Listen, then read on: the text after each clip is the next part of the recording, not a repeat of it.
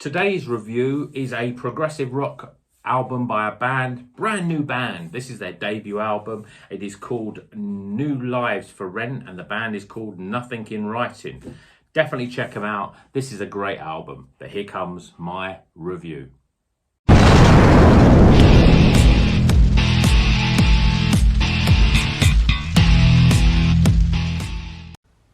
Welcome back to Rocker's Beer Review. Today is a prog rock review. This is a new band called Nothing in Writing and it's their album called New Lives for Rent.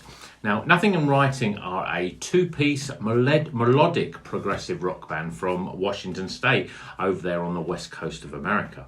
The band members there's just two of them. Sean Thompson, who plays guitars, bass, keyboards, and is the sort of main singer, and also Dan Blackson on drums and vocals. Although not extremely well known, Sean is also the genius behind the progressive metal band Odd Logic, who have released some of the best progressive metal albums this century. In fact, it's a travesty really that Odd Logic aren't playing the kind of, big arenas that the likes of Dream Theater play, as in my opinion, they are really one of the best progressive metal bands out there. And probably, to some extent, my biggest find over the last sort of 10 or so years. So, let's get back to the band Nothing in Writing.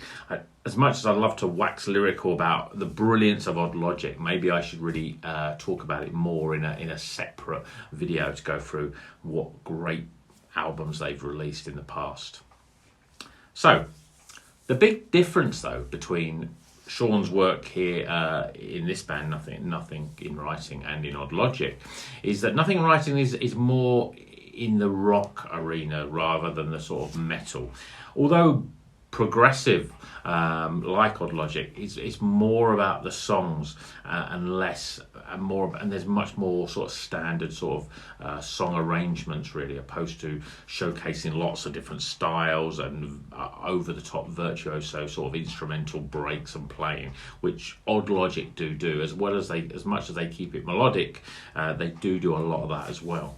So, the album itself. Kicking off the album is the track New Life. It's got a sort of pulsating intro of sort of drums and keyboards before a very sort of King's X-esque guitar riff, and then Sean's dreamy sort of melodic vocals come in. The song's full of emotion and melody with great vocal layers and harmonies, and it's a great sing-along track. It's a really good first track really, and it really showcases Sean's ability to write just amazing melodies, whether that be vocal melodies or instrumental melodies, musical melodies as well. So that's the first track.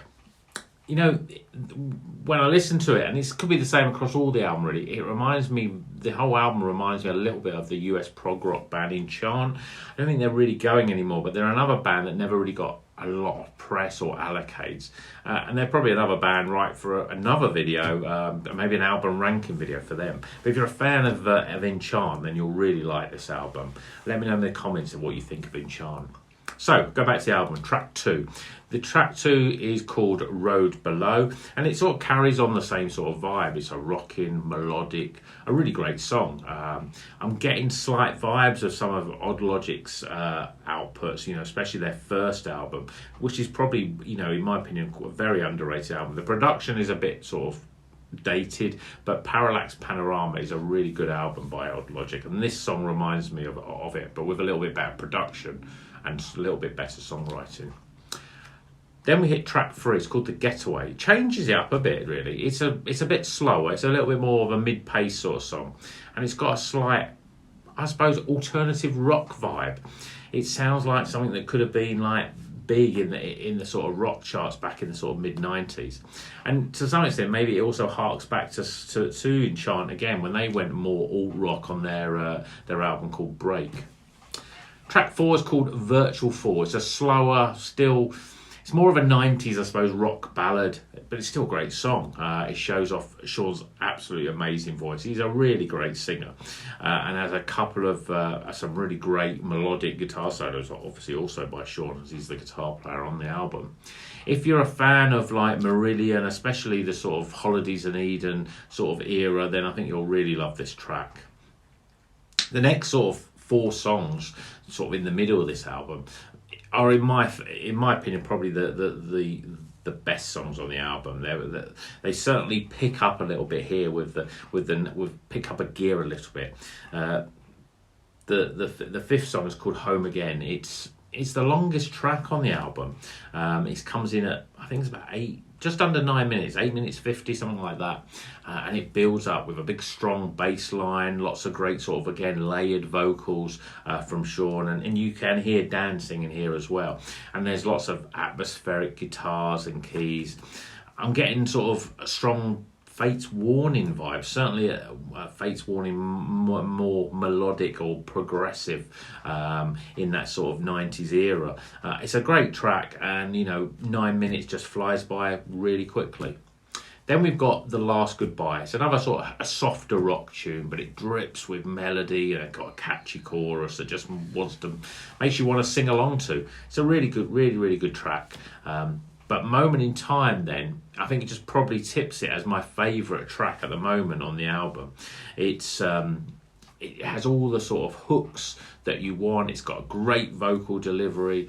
It's got a real sing-along sort of chorus. Yeah, so this song, Moment in Time, has lots of harmony vocals, but there's a more sort of progressive instrumental workout than some of the previous songs.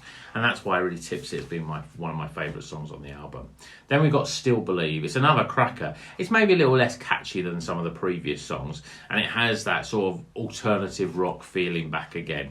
It's almost like a sort of post-grunge feel. It's got some really great bass playing on this song. The penultimate track is called Alien Sky Limits, and it's an instrumental, this one, and it's probably the heaviest track on the album. It's also probably the most progressive, obviously being an instrumental. Starts off with lots of sort of spacey keyboards and sort of almost tribal drum beat, and some sort of, then you got some real meaty guitar playing, which gives it that heaviness, really. It sounds more like some of the guitar playing that Sean does with Odd Logic, but it's still a really good instrumental.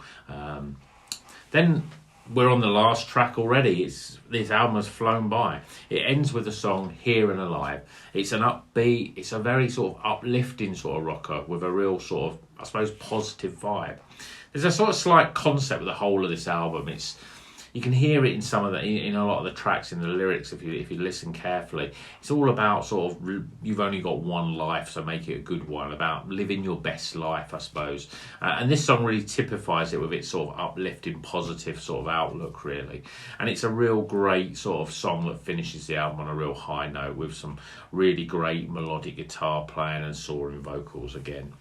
So, I mean, that's the album, really. It's an album that probably will not get loads of press. You won't see it anywhere. You won't, they're a new band, so their social media is quite small. But it's one of these albums that's very immediate, instantly immediate. You listen to it and you think, I just want to listen to it again. It's that good. It's not an album that it takes a while to sort of click, really. For me, it was a very immediate. And I do sometimes worry a little bit with these sort of albums, whether I will get the most out of it, whether after 2 or 3 weeks of over listening to it that I will put it aside. But, I hope that, like some of Odd Logic's best work, I go back to it and I discover new little melodies in the songs that I've never heard before. And certainly this album's going to tide me over until the next, whether it be an Odd Logic release or whatever Sean decides to do next. Because really, he's a real big star, and he needs to basically get more press and more promotion, because, he's one of these sort of unknown geniuses out there that really knows how to pen a great song. So this album, you can listen to it on Spotify, but I do urge you to support the band, either buy the CD, or they've got some problems with the CD at the moment, but when they get that sorted out, you can buy the CD, or if you go to their Bandcamp page, you can download the high-res version as well and pay $10 or more for it. definitely worth doing. It's a really good track. If you want to have a quick listen to it, have a listen to it either on Bandcamp or on Spotify, and do check out Odd Logic's work as well, because if you like progressive metal, you like Dream Theater especially, but you maybe got a bit tired of Dream Theater and you hark back to their early stuff, then I think you'll really like Odd Logic as well. So that's my review for Nothing in Writing and their debut album. Whether there's going to be more, we're not sure, but New Lives for Rent, check it out. Hope you've enjoyed this review. I hope you go and listen to it. Let me know in the comments if you go and listen to it and what you think of it. What do you think it sounds like? You know, is this a band that needs to be getting more promotion and more people knowing about it? Go to their social media, follow their page. You know, I'm sure they'll really thank you for it. So that's enough for me for today. Hope you've enjoyed the review. If you want to hear more music reviews, album rankings, then please like and subscribe to the channel. And until the next one, you know what you're going to do. Keep on rocking.